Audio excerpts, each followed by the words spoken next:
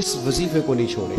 سخت مشکل جب آتی تھی نا تو صحابہ پڑھا کرتے تھے حسبنا اللہ و نعم الوکیل، نعم المولا.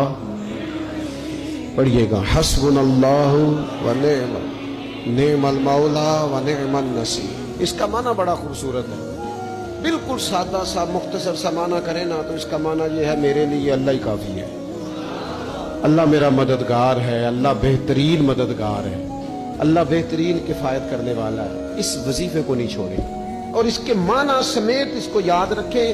آپ محسوس کریں گے طبیعت طاقتور ہو گئی ہے، روح طاقتور ہوگی. اس کو بھولنا نہیں.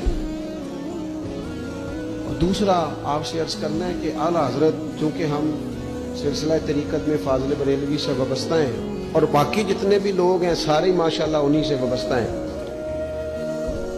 اعلیٰ حضرت نا لا حول ولا قوت الا باللہ العلی العظیم پڑھنے کی بڑی فضیلت بیان کرتے ہیں. یہ ایسا وظیفہ ہے جو سب کو آتا ہے نا ماشاءاللہ.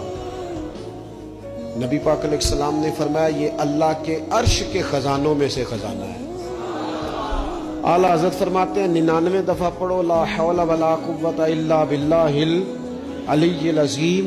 فرمایا اللہ تعالیٰ تمہیں 99 بیماریوں سے شفا دے گا اور اس میں سب سے چھوٹی بیماری ٹینشن کی بیماری ہے. سب سے چھوٹی بیماری غم کی بیماری ہے، چھوٹی، باقی بڑی بڑی ہوں گی. اس وظیفے کو نہیں آپ نے چھوڑنا اور یہ پابندی کرنی ہے، کریں گے انشاءاللہ تعالیٰ. اور تیسرا وظیفہ ہے درود پاک.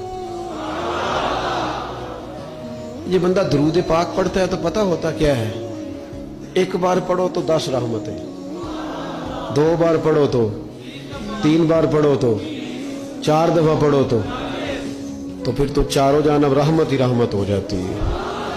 درود پاک کو کبھی نہ چھوڑو اپنی زندگی میں. آج آپ اپنے آپ سے عہد کریں کوئی رات ایسی نہ گزرے کہ درود پاک پڑھے بغیر ہمیں نیند آ جائے.